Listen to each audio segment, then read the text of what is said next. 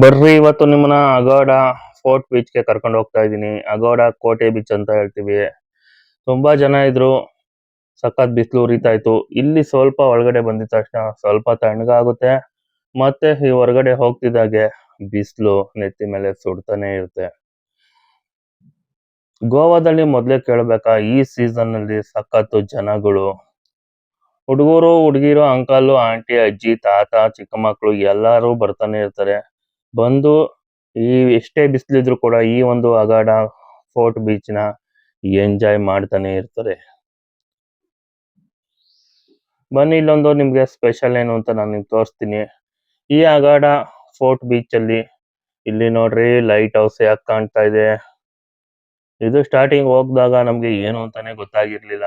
First time ಹೋದಾಗ ಇದು ನೋಡಿ, ಇದು ಲೈಟ್ ಹೌಸ್ ಅಂತೆ. ಗೋವಾದ ಅಗಾಡ ದ್ವೀಪ ಸ್ತಂಭ.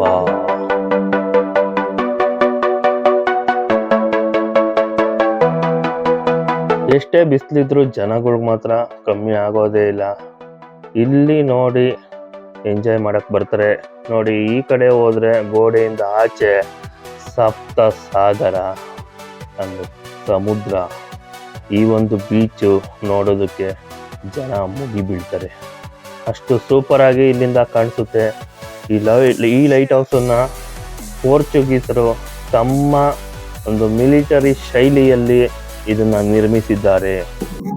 1609ರಲ್ಲಿ ಇದನ್ನು ಕಟ್ಟೋದಕ್ಕೆ ಶುರು ಮಾಡ್ತಾರೆ. 1612 ವರ್ಷ ಅಂದ್ರೆ ಅದರ 12ನೇ ಇಸ್ವಿಯಲ್ಲಿ ಅದನ್ನ ಮುಗಿಸ್ತಾರೆ. ಅಂದ್ರೆ 3 ವರ್ಷಗಳ ಕಾಲ ಇದನ್ನ ಕಟ್ಟೋದಕ್ಕೆ ಸಮಯ ಹಿಡಿಯುತ್ತೆ. ಇದು ಡಚ್ಚರು ಪೋರ್ಚುಗೀಸರ ಮೇಲೆ ದಾಳಿಯನ್ನು ಮಾಡ್ತಾ ಇರ್ತಾರೆ ಅವಾಗ.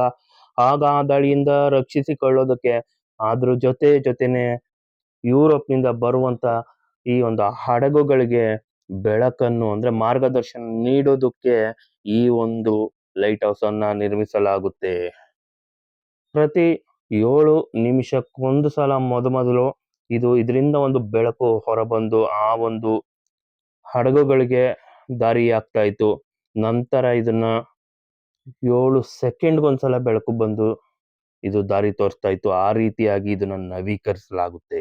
ಅಗೂಡ ಅಂದ್ರೆ ಆ ಒಂದು ಪೋರ್ಚುಗೀಸ್ ಭಾಷೆನಲ್ಲಿ ನೀರು ಅಂತ. ಸಿಹಿ ನೀರಿಗಾಗಿ ಹಡಗುಗಳು ಇಲ್ಲಿ ನಿಲ್ಲಿಸ್ತಾ ಇರುವಂತದ್ದು ಒಂದು ಇತಿಹಾಸ. ಇದು ಏಷ್ಯಾದ ಸಿಹಿ ನೀರಿನ ಸಂಗ್ರಹಗಳಲ್ಲಿ ಇದು ಕೂಡ ಒಂದಾಗಿತ್ತು. ಹಾಗೇನೆ ಇದು 23,76,000 ಗ್ಯಾಲನ್ನಷ್ಟು ಇದು ನೀರನ್ನ ಸಂಗ್ರಹ ಮಾಡ್ತಾ ಇತ್ತು. ಫೋರ್ಟ್ ಅಗೋಡದಲ್ಲಿರುವ ಈ ಒಂದು ದ್ವೀಪ ಸ್ತಂಭ ಏಷ್ಯಾ ಖಂಡದಲ್ಲಿಯೇ ಅತ್ಯಂತ ಹಳೆಯದು ಅಂತ ಹೇಳ್ತಾರೆ. ಮೊದಲು 7 ನಿಮಿಷಕ್ಕೊಂದ್ಸಲ ಬೆಳಕನ್ನು ಹೊರಸೂಸ್ತಾ ಇತ್ತು. ಆದ್ರೆ ಇದನ್ನ ನಂತರದ ಒಂದು ಸಮಯದಲ್ಲಿ 7 ಸೆಕೆಂಡ್ ಅಂತಾರೆ ಕೆಲವರು, ಆದ್ರೆ ಕೆಲವರು 30 ಸೆಕೆಂಡ್ ಅಂತಾರೆ. ಯಾವುದು ಸರಿ ಅಂತ ಗೊತ್ತಿಲ್ಲ. ಬಟ್ ಅತಿ ಬೇಗನೆ ಇದನ್ನ ಬೆಳಕನ್ನ ಹಡಗುಗಳಿಗೆ ಮಾರ್ಗದರ್ಶಕವಾಗಿ ಹೊರಸೂಸೋದಕ್ಕೆ ಇದು ಉಪಯೋಗ ಆಗ್ತಾ ಇತ್ತು. ಆ ರೀತಿಯಾಗಿ ಇದನ್ನ ನವೀಕರಿಸಿದ್ರು. ಇದು ಈಗ ಕೇವಲ ಒಂದು ಸ್ಥಳ, ಒಂದು ಪ್ಲೇಸ್ ಅಂತ ಅಲ್ಲ. ಇದು ಗೋವಾದ ಐತಿಹಾಸಿಕ ಒಂದು ಇತಿಹಾಸವನ್ನು ನೆನಪಿಸಿಕೊಳ್ಳುವಂತ ಒಂದು ಜಾಗವಾಗಿದೆ. ಇಲ್ಲಿಗೆ ದಿನಕ್ಕೆ ಸಾವಿರಾರಷ್ಟು ಜನ ಬರ್ತಾರೆ.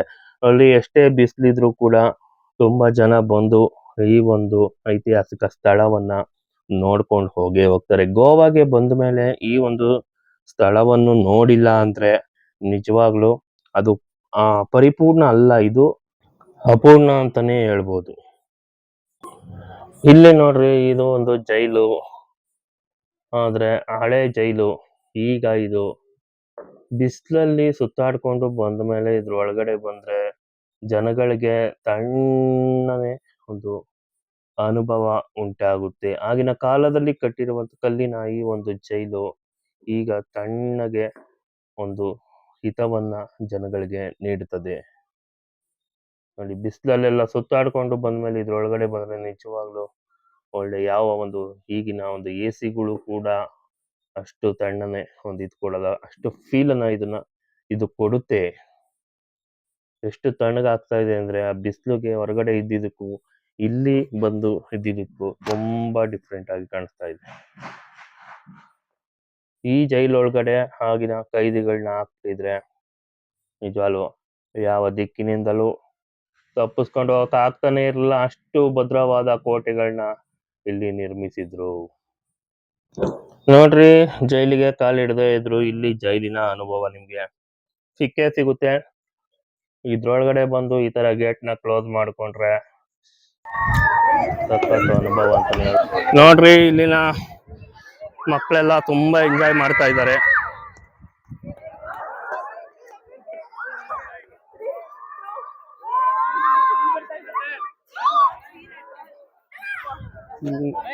ಇಲ್ಲಿನ ಒಂದು ಜನಕ್ಕೆ ಒಂದು ಸೂಪರ್ ಆಗಿ ಎಲ್ಲ ಸ್ಕೂಲ್ ಮಕ್ಕಳು ಅನ್ಸುತ್ತೆ ತುಂಬಾ ಸೂಪರ್ ಆಗಿ ಎಂಜಾಯ್ ಮಾಡ್ತಾ ಇದ್ದಾರೆ. ಈ ಬಿಸಿಲಲ್ಲಿ ಬಂದು ಇಲ್ಲಿ ಗೋವಾದಲ್ಲಿ ಇವ್ರಿಗೆ ಎಂಜಾಯ್ ಮಾಡೋದೇ ಒಂದು ಸಂತೋಷ ಅಂತ ಕಾಣುತ್ತೆ. ಇಲ್ಲಿನ ಜಾಗ ನೋಡಿದ್ಮೇಲೆ ಮನಸ್ಸಿಗೆ ನಿಜವಾಗ್ಲೂ ಖುಷಿ ಆಗೋದಂತೂ ನಿಜಾನೇ.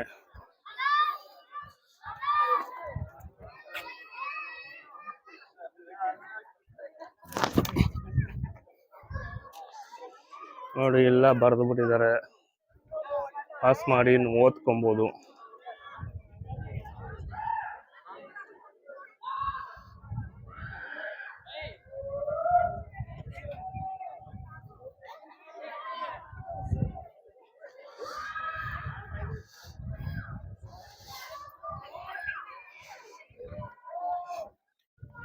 ಜನ ಎಲ್ಲ ಇಲ್ಲಿ ನಿಂತ್ಕೊಂಡ್ಬಿಟ್ಟಿದ್ದಾರೆ, ಕೂತ್ಕೊಂಡ್ಬಿಟ್ಟಿದ್ದಾರೆ ಆರಾಮಾಗಿ.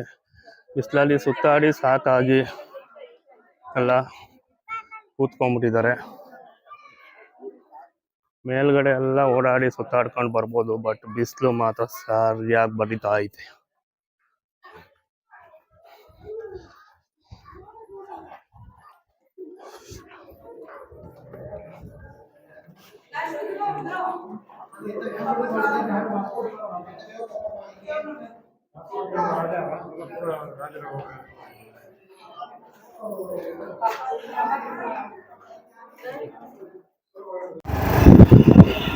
ಈ ಒಂದು ಪ್ಲೇಸ್ ನೋಡೋದಕ್ಕೆ 2 ವೀಲರ್ಗೆನೆ 50 ರೂಪಾಯಿ ಟಿಕೆಟ್ ಮಾಡಿದ್ದಾರೆ. ಗೂಗಲ್ ಅಲ್ಲಿ ಹೊಡೆದು ನೋಡಿದ್ರೆ ಯಾವುದೇ ರೀತಿಯಾದಂತ ಟಿಕೆಟ್ಗಳು ಇಲ್ಲ ಅಂತ ಬರುತ್ತೆ. ಬಟ್ ಇಲ್ಲಿ ಈಗ ಈ ಒಂದು ಸೀಸನ್ ಅಲ್ಲಿ ಇವರು ಮಾಡೇ ಮಾಡ್ತಾರೆ. ಮತ್ತೆ ಅದಲ್ಲದೆ ಅಲ್ಲಿ ಒಳಗಡೆ ಎಂಟ್ರಿ ಟಿಕೆಟ್ ಬೇರೆ ಇರುತ್ತೆ. 25 ರೂಪಾಯಿ ಕ್ಯಾಶ್ ಕೊಟ್ರೆ ನಾವು ಆನ್ಲೈನ್ ಅಲ್ಲೇ ಸ್ಕ್ಯಾನ್ ಮಾಡಿ ಬುಕ್ ಮಾಡ್ಬೋದು. ನಾನು ನೋಡಿ ಆನ್ಲೈನ್ಗೆ ಸ್ಕ್ಯಾನ್ ಮಾಡಿ ಆಕ್ಚುಲಿ ಬುಕ್ ಮಾಡಿದ್ದೀನಿ. ಇದು ಮಾಡುವಾಗ ಅಂತ ಸಮಯದಲ್ಲಿ ನಮಗೆ 20 ರೂಪಾಯಿ ತಗೊಂಡ್ರು. ಆನ್ಲೈನ್ ಅಲ್ಲಿ 20 ರೂಪಾಯಿ ಆಗುತ್ತೆ, ಕ್ಯಾಶ್ ಆದ್ರೆ 25 ರೂಪಾಯಿ ಆಗುತ್ತೆ. ಹಾಗೆ ನೋಡಿ, ಇದು ಪಾರಾ ಕೋಕೋನಟ್ ಟ್ರೀ ರೋಡ್ ಅಂತ. ಇದು ಕೂಡ ಗೋವಾದಲ್ಲಿ ಇದೆ. ಆ ಕಡೆ ಈ ಕಡೆ ತೆಂಗಿನ ಮರಗಳು ನೋಡಿ ಎಷ್ಟು ಉದ್ದ ಇದೆ ಈ ರೋಡು. ಅಷ್ಟು ಉದ್ದ ಕೂಡ ಈ ಒಂದು ತೆಂಗಿನ ಮರಗಳು ಎರಡೂ ಬದಿಯಲ್ಲಿ ಬೆಳೆದು ನಿಂತು ಬಿಟ್ಟಿದ್ದಾವೆ. ಇದು ಒಂದು ಶೂಟಿಂಗ್ ಪ್ಲೇಸ್. ತುಂಬಾ ಜನ ಬಂದು ಇಲ್ಲಿ ಫೋಟೋ ವಿಡಿಯೋಸ್ ಎಲ್ಲ ತಕೊಳ್ತಾನೆ ಇರ್ತಾರೆ. ತುಂಬಾ ಅದ್ಭುತವಾಗಿದೆ ಇದು ನೋಡೋದಕ್ಕೆ. ನಾನು ಗಾಡಿಲಿ ಹೋಗ್ಬೇಕಾದ್ರೇನೆ ಹಂಗೆ ಒಂದು ವಿಡಿಯೋ ಮಾಡಿದೆ. ತುಂಬಾ ಜನ ಬರ್ತಾ ಇರ್ತಾರೆ, ಫೋಟೋಸ್ ವಿಡಿಯೋಸ್ ತಗೊಂತಾ ಇರ್ತಾರೆ, ಹೋಗ್ತಾ ಇರ್ತಾರೆ. ಇದರ ವಿಶೇಷತೆನೇ ಇಷ್ಟು, ಚಿಕ್ಕದ ಒಂದು ಸಿಂಗಲ್ ರೋಡು, ಆ ಕಡೆ ಈ ಕಡೆ ಬರೀ ತೆಂಗಿನ ಮರಗಳೇ. ಈ ಗೋವಾದಲ್ಲಿ ಇಷ್ಟೊಂದು ತೆಂಗಿನ ಮರಗಳು ಇದ್ರೂ ಕೂಡ ಒಂದು ಎಳ್ನೀರ್ಗೆ 100 ರೂಪಾಯಿ ಮಾರ್ತಾರೆ. ಇದು ತುಂಬಾ ಎಕ್ಸ್ಪೆನ್ಸಿವ್. ಬಟ್ ಏನ್ ಮಾಡಕ್ಕಲ್ಲ, ಈ ಬಿಸಿಲಿಗೆ ಜನ ಕುಡಿತಾನೆ ಇರ್ತಾರೆ, ಮಜಾ ಮಾಡ್ತಾನೆ ಇರ್ತಾರೆ, ಸುತ್ತಾಡ್ತಾನೆ ಇರ್ತಾರೆ. ಆದ್ರೂ ಕೂಡ ಎಳ್ನೀರ್ಗಿನ್ನ ಜನ ಬೇರೆ ಎಳ್ನೀರ್ನೇ ಇಷ್ಟಪಟ್ಟು ಕುಡಿತಾನೆ ಇರ್ತಾರೆ.